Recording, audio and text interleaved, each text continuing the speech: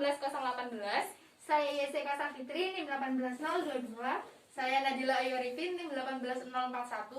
Di sini kami akan melakukan role play terkait pengkajian pada keluarga binaan, khususnya pada poin pengkajian fungsi ekonomi, fungsi reproduksi, dan fungsi perawatan kesehatan keluarga. Selamat menyaksikan. Baik, perkenalkan, saya Nadila Ayu Arifin, bisa dipanggil Dila. Di sini saya bersama dengan rekan-rekan saya. Saya Dinuri Arifin, Ibu, biasa dipanggil Dwi. Saya Yesi, Bu.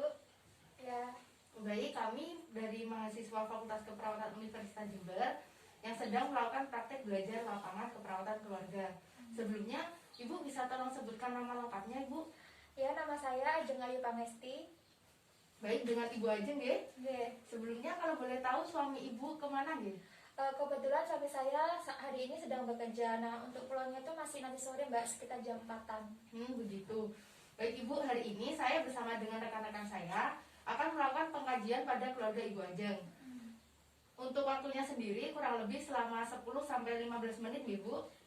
Nah, pengkajian ini bertujuan untuk mengumpulkan data. Nanti harapannya setelah dilakukan pengkajian pada keluarga Ibu Ajeng, kami akan menganalisa sehingga dapat diketahui kebutuhan pada keluarga Ibu. Apakah Ibu bersedia? Bersedia, Mbak? Sebelumnya, apakah ada yang ingin ditanyakan terlebih dahulu, Ibu? Tidak ada, Mbak. Baik, nanti selama proses pengkajian, apabila Ibu ada pertanyaan yang kurang paham, Ibu bisa menyampaikan kembali kepada kami, nggih? Nggih. Baik, Ibu, sebelumnya saya ingin bertanya, pekerjaan Bapak apa, nggih, Ibu? Kebetulan suami saya sebagai petani. Lalu untuk pekerjaan Ibu sendiri apa, nggih? Saya cuma ibu rumah tangga, Mbak. Ya, ngurus rumah, ngurus anak-anak, seperti itu. Lalu untuk pemenuhan kebutuhan sehari-hari, seperti bahan untuk memasak dan kebutuhan ekonomi keluarga, itu bagaimana, nggih, Bu? Kebetulan kan suami saya ngelola sawah ya. Jadi itu nanti pas waktu panen, kan panenannya dijual. Nah, itu nanti uangnya itu diputar, Mbak. Bisa untuk ditabung, bisa untuk kebutuhan sehari-hari seperti itu. Nah, untuk uang yang ditabung itu biasanya kami gunakan di saat membutuhkan dana-dana yang sangat mendesak. Kalau untuk sehari-hari sih ya Bapak ngasih saya setiap hari seperti itu. Jadi kebutuhan ekonomi keluarga ini sepenuhnya dinafkahi oleh Bapak, nggih, Bu? Iya, benar sekali. Lalu saya ingin bertanya lagi, sebelumnya umur Ibu berapa, nggih? Umur saya 31 tahun, Mbak. Kalau boleh saya tahu, apakah Ibu masih haid dengan lancar? Untuk haid saya masih lancar, seperti itu.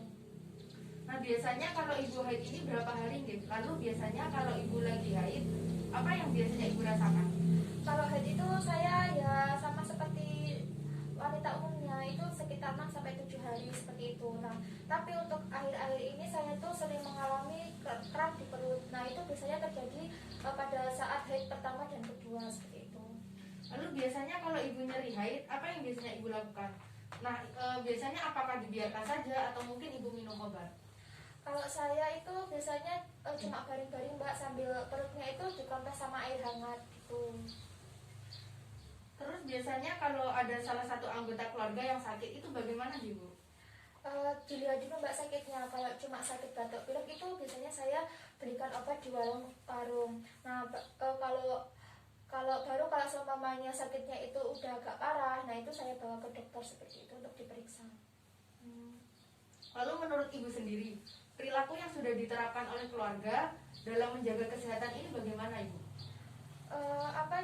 Kita sering melakukan olahraga bareng, kayak bersepeda, senam, jogging seperti itu, sama kita menjaga asupan makanan gitu.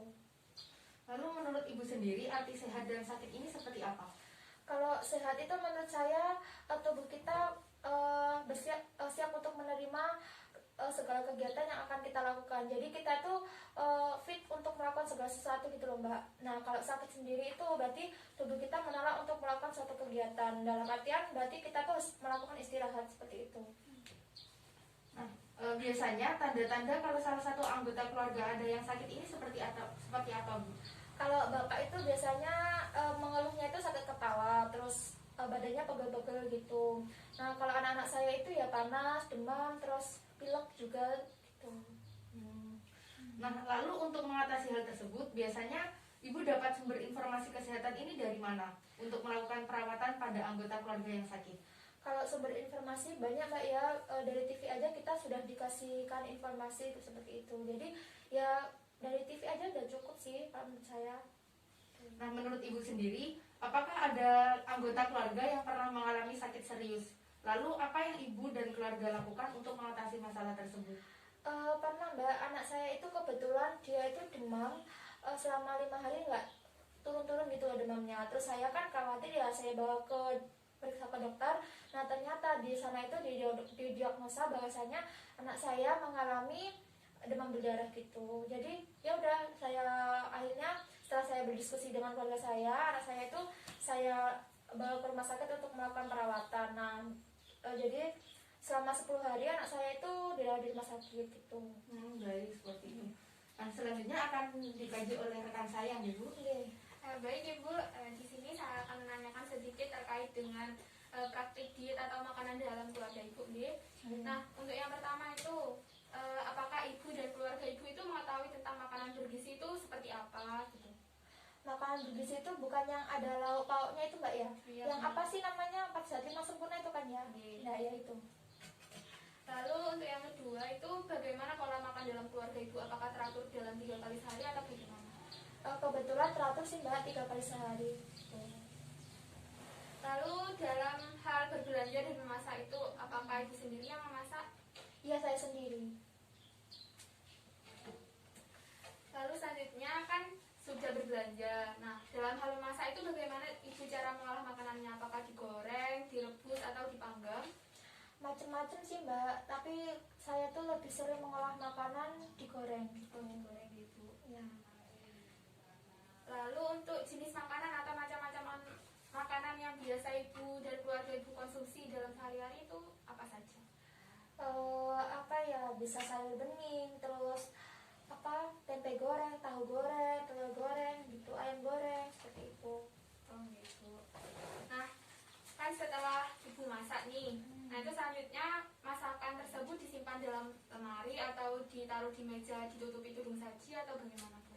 Ya, kalau untuk makanan sendiri saya kasih tudung apa? Tudung saji. Iya, tudung saji gitu. Oh, Jadi biar terhindar dari cicak, lalat atau kucing seperti itu. gitu. Nah, lalu kalau jadwal makanan dalam keluarga Ibu itu gimana? Kalau pagi itu pukul berapa biasanya? Terus siang pukul Iya. berapa? Kalau pagi itu saya mengusahakan keluarga saya jam 7 itu udah melakukan sarapan. Terus kalau siangnya itu sekitar jam 1-an.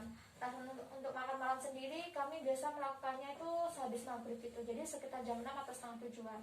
Oh, gitu. Lalu terkait dengan pola tidur dan istirahat dalam keluarga Ibu. Nah, menurut Ibu nih, waktu tidur di dalam keluarga Ibu itu apakah sudah cukup atau belum dan biasanya itu pukul berapa, Bu? Sudah cukup sih Mbak. Soalnya di keluarga saya itu jam 9 malam itu sudah harus tidur. Jadi menurut saya itu sudah cukup sekali. Nah, lalu nih Bu, kan sudah cukup nih. Apakah dalam hal memulai tidur atau dalam waktu tidur itu apakah terdapat kesulitan dalam memulai tidurnya? Alhamdulillah tidak ada yang kesulitan tidur di anggota keluarga saya. Oke. Nah, dalam keluarga Ibu itu apakah mempunyai tempat tidur masing-masing atau tidur dalam satu ruangan yang sama? Ya tidur di kamarnya masing-masing Mbak. Kalau saya ya sama bapak, kalau anak-anak ya tidur di kamarnya sendiri gitu. Ibu. Nah, lanjut ke pengkajian terkait rekreasi dan olahraga nih Ibu. Nah, menurut Ibu nih, rekreasi dan olahraga itu apakah penting untuk kesehatan dalam keluarga Ibu? Penting sih Mbak, soalnya kan kita pastinya itu pernah ya melakukan segala kegiatan. Nah, jadi kita tuh harus membutuhkan sesuatu yang fresh gitu untuk menyegarkan tubuh kita kembali. Yaitu tadi salah satunya dengan cara rekreasi seperti itu. Nah, kalau dalam hal rekreasi dan olahraga atau olahraga nih Bu, nah biasanya dalam keluarga Ibu itu menyukai olahraga yang seperti apa? Yang kayak jogging, terus bulu tangkis, bersepeda seperti itu. Jogging. Nah, kalau jogging terusan bulu tangkis itu apakah dalam keluarga Ibu itu mempunyai suatu klub atau perkumpulan gitu Bu? Kalau semacam klub itu tidak ada, tapi setahu saya anak saya itu mengikuti ekstrakurikuler di sekolahnya. Oh, ekstrakurikuler gitu. Oke. Nah, Bapak nih, untuk Bapak sendiri itu apakah suka mengkonsumsi alkohol itu Bu? Alhamdulillah kebetulan tidak Mbak. Tidak, karena ya tidak berani kalau harus minum seperti itu. Kayak alkohol itu kan nanti merusak tubuh ya, jadi tidak pernah minum alkohol. Lalu kalau merokok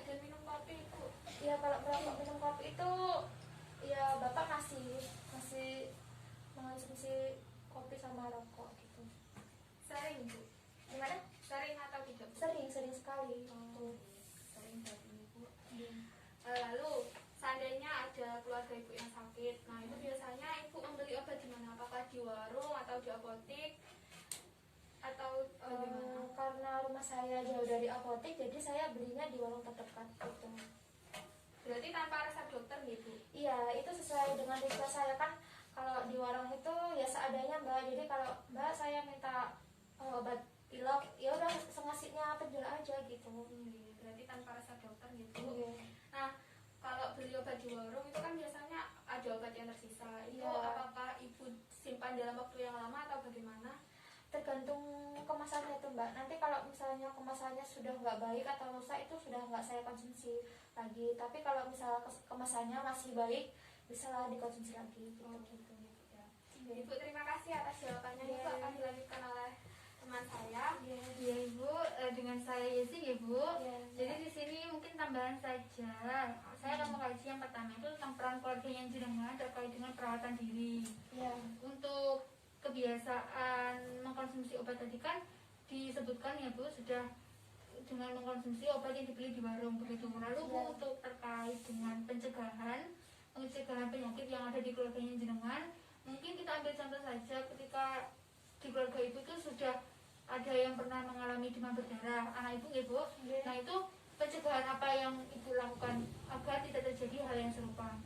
Untuk penjagaannya sendiri sih sebenarnya tidak ada Mbak ya yang lebih kompleks, tapi saya lebih itu menerapkan kebersihan yang lebih lagi. Soalnya saya juga trauma gitu loh dengan demam berdarah. Jadi ya itu tadi saya membersihkan halaman setiap harinya, terus melakukan 3M yang itu namanya mengubur. Menutup dan menguras Iya, begitu, ya Bu. itu kalau menguras kamar mandi itu setiap hari saya lakukan. Terus menjaga pola makan itu juga saya lakukan gitu. Oke, baik. Kemudian ibu terkait dengan perawatan atau mungkin ketika keluarga yang jenengan itu sakit gitu terus harus dibawa ke rumah sakit. Nah untuk memutuskan bahwa keluarga ini harus dibawa ke rumah sakit itu kan tadi dikatakan di awal ya Bu, itu berdasarkan diskusi bersama. Nah apakah ada yang lebih mendominasi terkait dengan pengambilan keputusan tersebut, atau mungkin dari ibu yang lebih mendominasi atau dari bapak sebagai pengambil keputusan yang lebih mendominasi begitu? Enggak sih Mbak, ya itu kita kesepakatan bersama aja gitu. Soalnya kalau memang sakitnya sudah parah kan ya nggak mungkin kalau cuma dibiarkan atau dirawat di rumah saja seperti itu. Oh, begitu. Kemudian Bu, untuk sebelum dibawa ke rumah sakit begitu ya, itu kan pasti dirawat di rumah dulu. Nah, perawatan mandiri seperti apa yang telah keluarganya jenengan itu lakukan biasanya Bu, ketika ada anggota keluarga yang sakit? Ya selain dikasih obat-obatan itu tadi saya memberikan jamu tradisional itu loh Mbak, yang dari perempuan itu. Nah itu saya biasa membuatkan jamu-jamuan itu. Jamunya itu dibuat dengan resep sendiri begitu ya Bu? Ya resep turun-temurun dari keluarga gitu. Oh gitu, itu resep dari keluarga terdahulu ya Bu? Iya. Oke Bu, kemudian terkait dengan praktik lingkungan yang di rumah jenengan. Nah itu mungkin bisa dijelaskan Bu terkait dengan kondisi dari air, kemudian udara, tanah, dan juga mungkin ada suara yang bising yang mengganggu di kesehariannya jenengan atau tidak? Kebetulan saya kan tinggalnya di desa Mbak ya. Jadi untuk air di sini tuh alhamdulillah airnya tuh jernih gitu. Sumber airnya tuh juga bagus. Terus untuk tanah-tanahnya juga subur, kan Mbak bisa lihat sendiri ya tanaman di depan rumah saya. Saya tadi melihatnya. Ya, nah untuk udara juga di sini udaranya cukup segar karena kan kita jauh dari jalan raya gitu ya gitu. Terus untuk suara bising itu Mbak, saya terkadang itu terganggu dengan suara bising yang dari tetangga saya di depan ini. Nah kebetulan beliau ini memiliki usaha selepan gitulah ya. Nah setiap selepannya itu beroperasi setiap hari dari pagi sampai maghrib gitu. Jadi ya itu yang mengganggu aktivitas suaranya. Jadi kalau boleh saya simpulkan terkait dengan kondisi airnya, kalau boleh saya tahu sumber airnya itu dari sumur atau dari PDAM Bu? Dari sumur Mbak. Dari sumur ya, berarti kondisi airnya itu cukup baik ya Bu, tidak Iya. ada masalah ya. Iya. Kemudian udaranya juga cukup segar dan tanahnya juga cukup subur. Saya lihat juga tanamannya tumbuh dengan baik. Kemudian tuh suara bisingnya cukup terganggu ya Bu, dikarenakan ada suara mesin selap begitu. Iya. Oke baik. Kemudian terkait dengan tadi kan pekerjaannya suaminya jenengan itu kan petani, pasti kan kontak erat dengan zat-zat pestisida begitu nih Bu. Iya.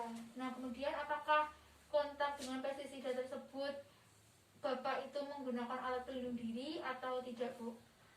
Kontak pestisida itu yang seperti apa ya Mbak ya?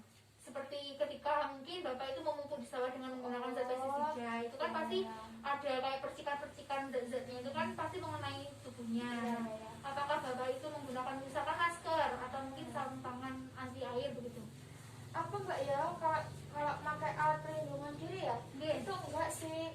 Kalau semuanya harus pakai yang masker terus apa wes, Sarung tangan anti nah, air. sarung tangan itu kan ribet ya. Iya. Apalagi itu kerjanya di bawah terik matahari, jadi itu panas, jadi nggak pernah kalau pakai alat seperti itu. Oh, berarti tidak memakai ya, Bu. Kemudian Iya. juga Ibu ketika membersihkan rumah misalkan membersihkan kamar mandi itu kan pasti menggunakan zat kimia itu nggak, Bu? Iya. Tuh, nah itu Ibu juga apakah tidak menggunakan masker atau mungkin alat Tidak. pelindung lainnya? Tidak, Tidak, saya tidak Bu. menggunakan ini. Oke, kemudian Bu ketika setelah menggunakan zat-zat pestisida dan juga zat pembersih tadi, Iya. apakah langsung mencuci tangan? Kemudian Bapak apakah langsung mandi membersihkan tubuhnya atau bagaimana? Ya kalau mencuci tangan itu pasti, terus karena kan kita kalau dari sawah itu kan dalam keadaan kotor ya, jadi selalu diusahakan langsung mandi gitu, langsung mandi sekaligus mencuci tangan gitu. Oke, berarti untuk mandinya sendiri Bu apakah sudah menerapkan minimal 2 kali sehari di keluarganya jenengan? Sudah Mbak, kalau apalagi kalau kerja di sawah itu bahkan lebih sampai 2 kali sehari gitu. Oke, berarti sudah cukup terjaga gitu. Iya. Kemudian juga apakah di rumah Ibu sudah difasilitasi jamban ya Bu untuk buang air besarnya? Sudah. Ada nggih? Nggih. Lalu untuk pembuangan limbahnya Bu seperti septic tank itu kira-kira jaraknya dengan sumber air dengan sumurnya tadi itu apakah cukup jauh Bu? Berapa Mbak ya? Kayaknya itu kurang lebih 100 meteran lah. 100 meteran lebih nggih? Iya, iya. Oke, berarti cukup baik ya Bu karena Iya. tadi kan juga Ibu mengatakan tidak ada masalah di sumber airnya. Iya. Nggih. Kemudian Ibu tadi kan Ibu keluarganya jenengan membawa ke rumah sakit atau klinik itu kan ketika sakit. Nah mungkin apakah setelah keluarganya jenengan ada yang sakit parah tadi itu, apakah setelah itu keluarga Ibu melakukan pemeriksaan rutin Bu ke puskesmas barangkali? Kalau itu kayaknya kita cuma melakukan pemeriksaan waktu sakit saja Mbak. Ketika sakit Ya, saja. ketika sakit saja. Jadi pas waktu kita nggak sakit ya enggak gitu. Oke, berarti belum dilakukan pemeriksaan rutin untuk memeriksa screening gitu ya Iya, Bu? iya. Oke, kemudian apakah di keluarganya jenengan dari suami ibu kemudian anak-anaknya itu apakah sudah diimunisasi secara lengkap dan terjadwal Bu? Kalau saya sama bapak sih kayaknya enggak sih Mbak, saya udah lupa wes terakhir kali itu kapan. Tapi kalau untuk anak-anak saya itu ya tetap masih melakukan imunisasi sesuai dengan jadwal yang biasanya itu jadwalnya itu diprogramkan dari sekolahnya gitu. Oh, oke, berarti atas himbauan dari sekolah begitu Iya, ya Bu? iya. Oke, baik, berarti untuk imunisasinya itu pada anak ibu cukup terjadwal terpantau gitu? Iya. Oke, Ibu mungkin dari rekan-rekan ada yang ingin ditambahkan? Sudah. Sudah cukup ya? Nih, jadi Ibu mungkin itu saja yang bisa kami ajukan pertanyaannya. Mungkin sampai di sini Ibu ada yang ingin ditanyakan kepada kami atau bagaimana? Gak ada sih Mbak, sudah cukup. Cukup ya Bu? Ya, cukup. Oke, baik Ibu, terima kasih ya atas Ya. waktunya, atas Ya. jawabannya. Iya. Informasi yang kami dapatkan akan kami analisa di kemudian hari Bu. Ya. Nah, untuk kami 2 hari kemudian mungkin akan kesini kembali di Oh, jam yang iya. sama Iya, ya, iya. di rumahnya jenengan. Boleh. Ya, apakah jenengan berkenan Bu? Boleh sekali Mbak, boleh. Saya malah senang sekali. Nggih, kami nantinya akan berdiskusi dengan keluarganya jenengan terkait Iya. dengan masalah atau kebutuhan yang keluarganya jenengan butuhkan seperti itu. Nah, kemungkinan Bu, mungkin hanya itu yang dapat saya sampaikan dan juga rekan-rekan. Oke. Terima kasih atas waktunya. Mohon maaf sekali lagi ya Bu, Gak mengganggu apa-apa, waktunya. gak apa-apa. Oke. Ya, terima kasih ya Bu. Oke, Mungkin oke. sampai di sini dulu. Terima kasih. Wassalamualaikum warahmatullahi wabarakatuh. Waalaikumsalam warahmatullahi wabarakatuh. Baik, demikian roleplay dari kelompok kami. Kurang lebihnya mohon maaf. Terima kasih. Wassalamualaikum warahmatullahi wabarakatuh.